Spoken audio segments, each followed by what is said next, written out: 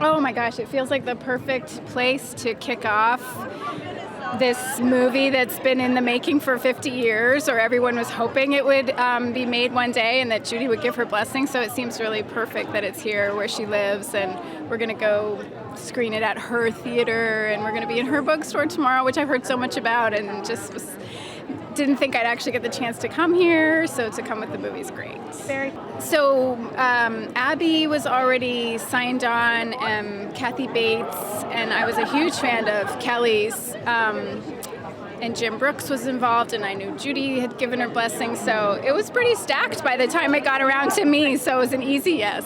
Wow. Yeah, so I play Margaret's mother, kind of a free spirit, artist type, and recently moved Margaret from her beloved New York to New Jersey, and we're trying to make a new life there, and I've quit my job to be a full-time mom and learn to cook and all this sort of stuff, and so we're kind of both in an identity crisis, I guess, having parallel lives. I love that about this movie too, you know, that Kathy Bates' character, who plays Margaret's grandmother, is also going through her own identity crisis and figuring out who she is now without her family nearby. And so I think it crosses a lot of generations that way. Yeah, I mean, it was a joy to come to work.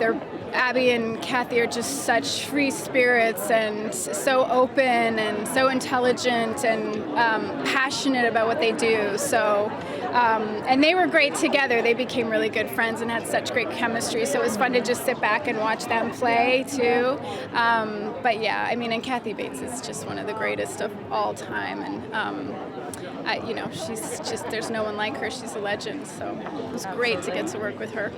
You know, Kelly and I got a lot of time to talk about the character in advance, and I think us both being working moms, we, you know, were able to bring a lot to the character from the start, and it's always just great to have the writer not only on set but the director as well, you know, to really just complete her full vision.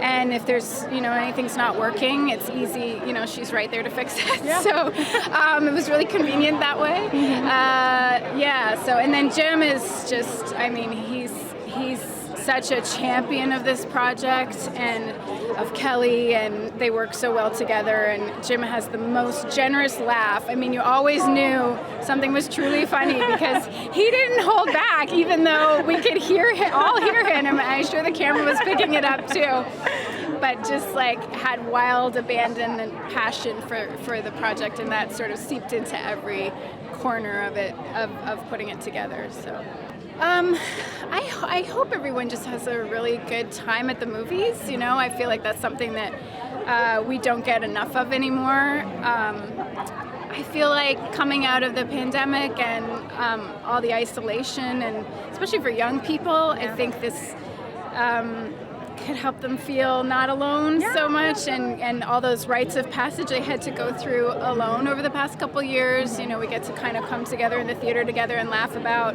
the intensity of growing up and how funny it can be at the same time. So I think it's a really well-rounded movie. I just hope everybody has a good time and maybe sheds a tear or two. I mean, I did, but I did too.